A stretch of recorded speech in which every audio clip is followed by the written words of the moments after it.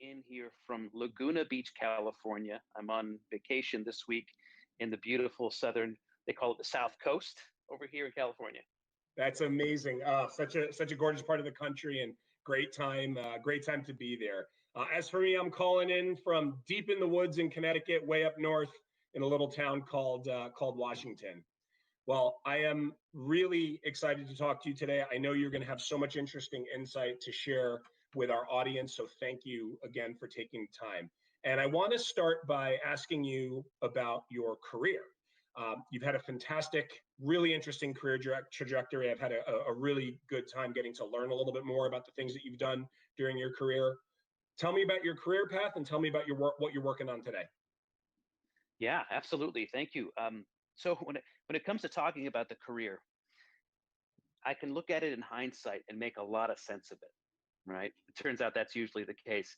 If you were to ask me to start on the other side and work the other way up, I wasn't sure I would be able to get to the same place. So I'll tell you more about that. So essentially, I've got three distinct chapters, as it turns out, across the course of my career. The first chapter was that of joining early stage startups that were venture backed, pre-IPO, that were all in the networking space. So basically building the foundation um, of the modern consumer broadband internet. And I must have done maybe four startups in a row like that. And it was amazing. The 90s were amazing because you could pick any one of a dozen startups and they would, if you did well, they went public or they were acquired by another company, right? So and that in fact happened. I think there were three in a row. There were two IPOs and one big sale. And so that represented chapter one, sort of building out the network and learning about the network. I was really excited to take what I learned and apply it to the consumer edge, because the whole thing we were sort of pitching the whole time as we were selling routers and switches and things for the network was, wait till you see what we can do with this for people. People could actually watch TV on the internet, which is like kind of what we're doing, here today, right?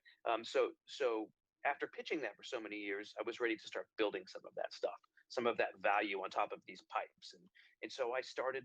I did three startups of my own in a row, and none of them became famous and big and whatever. But I learned a heck of a lot and applied a lot of the networking understanding to the consumer edge. The companies were, typically in the voice over IP space, basically helping people to make free phone calls over the internet when those were still expensive at one point in time. One startup allowed people to talk and text on the phone without exchanging phone numbers. And this is kind of what happens when the DoorDash person comes to your place and is like, hey, I got your delivery, or even the Uber driver's like, hey, I'm not at this corner. They're not calling you from their phone number. They're calling you from one of these like IP enabled phone numbers. So we were doing that, in the early to mid 2000s. And then lastly, I built a small startup that was around group-based real-time collaboration, sort of Slack before Slack. So it turns out I was a little bit ahead of where I needed to be. So timing is a big component to getting these things right. So I think it was the second chapter was about being being an entrepreneur and building things at the consumer edge. That yielded then the third chapter, which I'm still living in today, which is building out large scale consumer services. So typically in the last decade or so, I've been with companies that are larger scale consumer. Usually I go in when there's an inflection point to be made, like it's a big bet or a turn or a pivot where something major has to happen, some kind of maybe even a transformation needs to happen. And that's where I tend to find my sweet spot. I love that. I love that idea of timing and inflection points. It seems like it's kept you really ahead of the curve as technology has helped change the way that people interact. And speaking of technology and the way that people live their lives and interact, I want to talk a little bit about some of the work that you've done at Disney Plus. 100 million users as of March. That is absolutely astounding growth. Incredible growth. And I know that you were instrumental to that growth. And I want to hear a little bit about what it's been like to be on that rocket ship. Tell me what it's been like for you. What was your role, and what are you most proud of?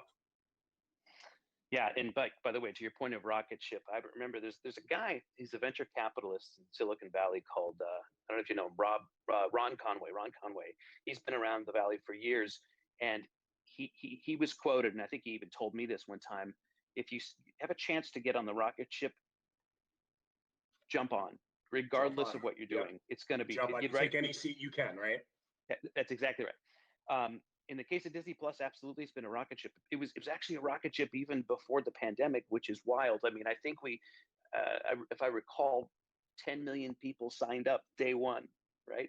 That's just wild. And I think we actually hit our year one projections way ahead of even the pandemic. So, but when the pandemic hit, it got even deeper because families needed something to do.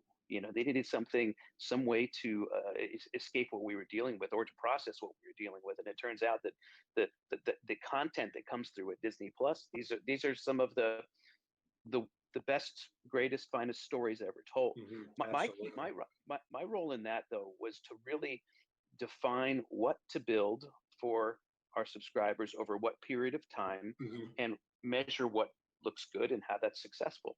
So anything from the way you sign up for Disney Plus to the way you find something to watch to actual playback itself, that's what my team would sort of define those experiences and process those experiences with our partners in design and engineering and sort of cross-functionally throughout the company. So it definitely took a village, and you can imagine all of those things that I described.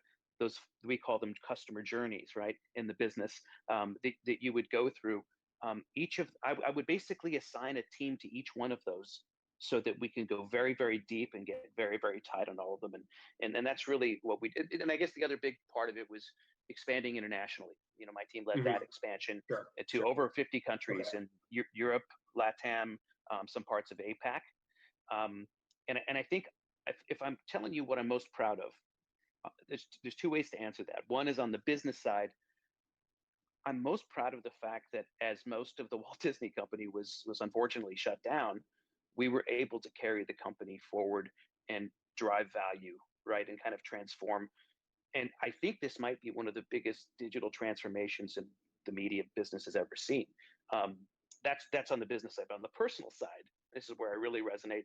I'm most proud of playing a part in just bringing joy, to the lives of millions of people around the world at what's been an unprecedented place in time. Absolutely. Well, sorry. I have one more follow-on thought. Um, the Mandalorian, right? That was a phenomenal series. It is a phenomenal series, but I think that brought back Friday night viewing with the family. 100%. Right? And then Hamilton hits like partway through the pandemic. Then Mulan, which we actually sold Mulan, which was a theatrical release, that hadn't been done yet, right? Selling a theatrical release into a video on demand service. And then we launched Group Watch, which was this feature that allowed people to watch Disney Plus with somebody when they couldn't be with them in person. Like that was like the timing of that. And then of course, WandaVision hits, and it's like taking the MCU to a whole nother level for those that watched it. Then of course Falcon and the Winter Soldier. So we just had this constant set of beats along the way, and launches in different countries and parts of the world that it just brought all that together, and I just feel super good about that. Yeah, well, we're a Disney Plus household over here, so I just want to say thank you for bringing some additional joy into our lives as we've been up here in Connecticut over the last 15 months or so. So thank you for that. One thing that stood out to me when you were first telling me about the work that you did over there is just your focus on the people that use your platform. And as you know very well from your time at Facebook, putting people at the center is always a great strategy. So just congratulations on such exceptional growth. So let's stay on streaming a little bit longer. So as you mentioned, streaming was already taking off before the pandemic. Obviously, the pandemic accelerated things quite dramatically. And it seems that there are a lot of companies that may not be streaming yet, but they're thinking about it. They're considering getting into the space. What are some of the opportunities that you see, and what would you say is next for the world of streaming? Well, what you start to see right now is the some consolidation with as much expansion as there's been, where company A decides they want to have a video service and a video app. Company B does the same thing. now company A and company B are coming together, whether they're bundling those things as an offering or even merging. There's news of Discovery acquiring Warner Media, which has HBO Max. That's big, big news. You see Amazon looking to acquire MGM. The rumor is it's in the $10 billion range. Of course, recently Univision and Televisa merged, right? So you see a lot of this consolidation to create even more value.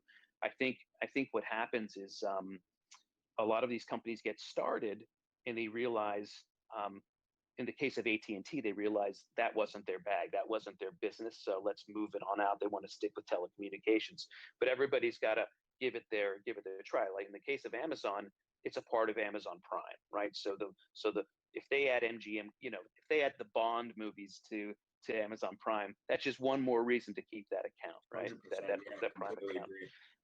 But in terms of some of the things that may be emerging from here beyond some of this consolidation is, I can see, like, look at some of these shows on Discovery, some of these cooking shows, for example. I could imagine them getting to another dimension where you could actually interact with that. When Guy Fieri's doing this barbecue thing or whatever, imagine if you can go up to get QR code off of the TV and get that recipe right to your phone, so you have it for next time. Because it's hard to take notes and watch these things, and right, it's hard to do all that. Or what if he's got this, the ultimate everyday pan that you just got to have, and you can start just buy it through Discovery, and it just shows up, right? I could see some of those commerce experiences kind of emerge. I think co-viewing will become a table stakes thing because I think the pandemic changed the world forever, and those things are just emerging and going to become. I mean, Twitch is already doing it in a great big way, so I would see more of those use cases evolving. Probably also on the AVOD side, on the ad side, seeing much more sort of dynamic ad insertion capabilities. I mean, because we've all experienced that time when you see that ad that is not for you, and maybe it even repeats a second time when you're watching the same show. um, I think that's going to get a whole lot better because, as we know, as I don't say we as in Disney, but just as people, as whatever AVOD service you're using gets to know you, they're able to start to like drop things that are relevant and maybe even timely. Yeah, couldn't agree more, and I'm glad to hear that you included dynamic ads as part of your vision for the future. Having worked at Facebook and personalization within advertising is something that I work on every single day. I know definitively that personalized ads are better for both people and for businesses. So I'm excited to see the industry as a whole move further in that direction. So let's talk a little bit about long-term success for a streaming business. So there are more media organizations that will probably get into the game over the long term. What are some of your pro tips for long-term success in the streaming space? Look, I think there are a lot of platforms companies can use to get started where they don't have to build everything themselves overnight. To see if they've got fit with whatever they're offering, whatever content, with whatever service. But to go big, to go long, you need to kind of own some of that as a core competency, and these companies need to develop it as a core competency. I mean, that's probably why when Disney acquired BAMTech was to get that core competency, and they got it, and that's now you see Disney Plus, right? So that's what I would see. I would double down on made for streaming content, like really dial into that as a channel. And know your audience, and build and market toward your audience. And I did a talk recently that was about building the right product for the right audience at the right time. And there's a whole YouTube video out there on this, but that's what I would really start to zero in on. Know your audience. You can never go wrong. Never go wrong with that. So before we close, first off, I just want to say again, huge thank you for everything that you've shared. I got a lot out of this. I am sure that our viewers did as well. But before we wrap up, I want to bring us back to where we started and come back to career for a moment. So if you could leave the audience with one piece of career advice, maybe it's the best piece of advice that you've ever gotten, or maybe the best piece of advice you could ever give, what would that piece of advice be? Wow, Carlos, that's a great question, and thank you for all this too. This has been fun. I would say consider impact over tenure. And what I mean by that, we've grown up in a world where it's been commonplace to stay at a job for 5, 10 plus years, right? I'm sure our parents had may have even had some of the same jobs for 20 years, and that was a thing that you did. Technology's changed that cadence and that beat and that entire rhythm. If you're at a startup, you're going to know inside of 18 to 24 months whether it's happening or not, right? Or and if it's happening, you keep going, and if it's not, you move on to the next, right? Similarly, in later stage companies, if you're on a project, if you joined a company to work on a particular project, and it hit its crescendo and it's been the best thing, but now it's over and now you're turning the crank, think about the impact of turning the crank versus what you just did. These are just things to consider because, um, at least in the product sense, I'm a product manager, right? So I measure myself in my impactability over time. There's like a weird coefficient I have inside of my head about that, and I like to have this. Once you're having really high impact, you don't want to go back, and you don't want to buff and polish the edges as much. Now, somebody needs to buff and polish the edges, and that's a great place to be too. So that could be your place, and if that's the case, awesome, right? But I just put that out there because it's not very conventional, and it might even be controversial, to consider one's impact over one's tenure. Impact over tenure. I love that. I will probably borrow that from you in the future. I think that's a great place to leave it. Thank you again, Michael. I really appreciate the time and all of the insights that you shared today. Thank you very much, and take care, everybody.